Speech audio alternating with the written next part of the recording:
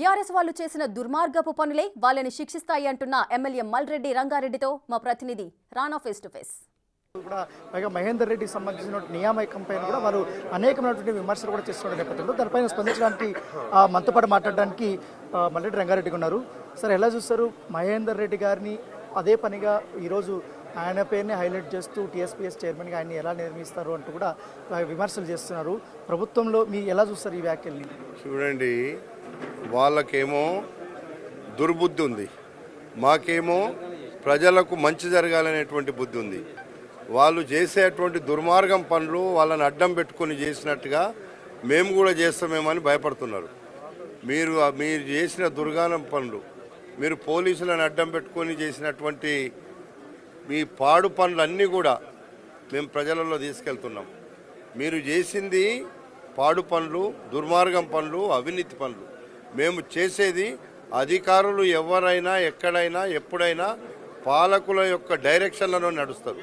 మీరు ఆ రోజు మీరు పాలకులుగా మీ డైరెక్షన్ అంతా దోసుకునుడు, దాచుకునుడు, ప్రజాస్వామ్యాన్ని కూని చేయడం. కానీ ఈరోజు ఆ పరిస్థితి లేదు.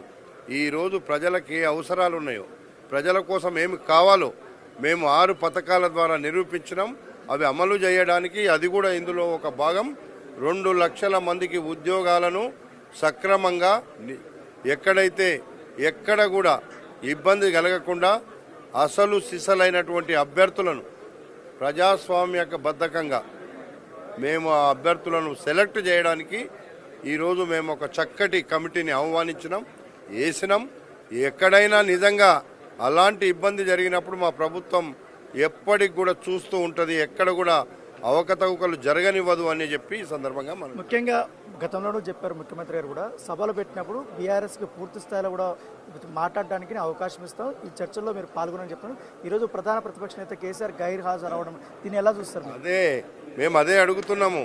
ఈరోజు కేసీఆర్ రాకపోవడము అంటేనే తెలంగాణ ప్రజలకు మీరు ఏమి సేవ చేయలేకపోతారు. మేము చేసేదాన్ని సభలో ఉండి వినలేరు, చూడలేరు.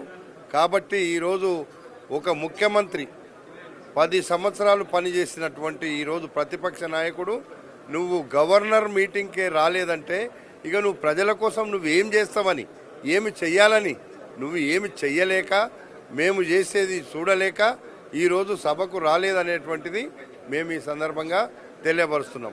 లేకపోతే నువ్వెందుకు సభకు రాలేదు?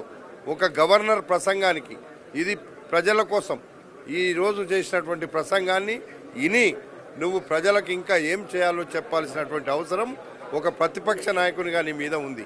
కానీ అది లేదు.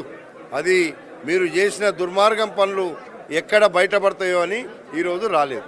సో ఇది మల్రెడ్డి రంగారెడ్డి చెప్తున్న నేపథ్యంగా పడుతుంది.